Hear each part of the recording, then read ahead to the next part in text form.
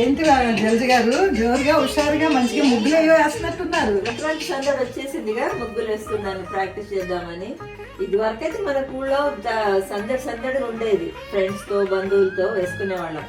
ఇప్పుడు ఎక్కడ ఆ ఛాన్సే లేదుగా. ఇప్పటికైనా వేసుకోవచ్చు జల్జా అని జ్యోతి. మన టాకో వారు ముగ్గులు పోటీ నిర్వహిస్తున్నారు. అందులో గోల్డెన్ ఈరా అని ప్రత్యేక విభాగం ఉంది.